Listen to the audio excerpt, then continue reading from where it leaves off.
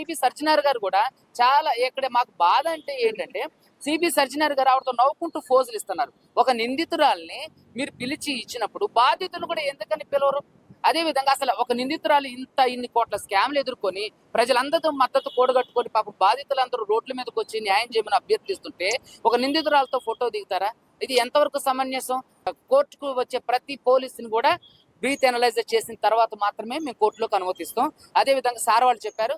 అదే విధంగా దీని మీద ఫెయిర్ ఎంక్వైరీ జరిగి అతని మీద గట్ట చర్యలు జరగకపోతే మాత్రం హైకోర్టులో అన్ని రకరకాల రిట్లు ఫైల్ చేయడానికి మేమంతా ఇప్పుడు అంటే సిద్ధంగా ఉన్నాం.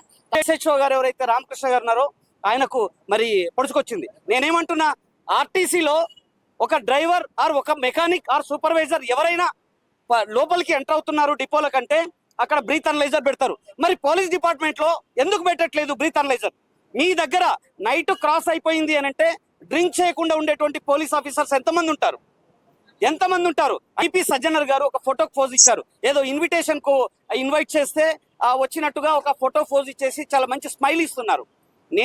ఖచ్చితంగా ప్రతి పోలీస్ స్టేషన్ లో బ్రీత్ అనలైజర్ ఆఫీసర్స్ కి పెట్టాలి. అక్కడ ఉన్నటువంటి పోలీసులకు బ్రీత్ అనలైజర్ పెడితే అప్పుడు ప్రతిరోజు కనీసం రాష్ట్ర వ్యాప్తంగా 100 మంది మినిమం పోలీస్ ఆఫీసర్స్ సస్పెండ్ అయ్యేటువంటి అవకాశం ఉంటుంది.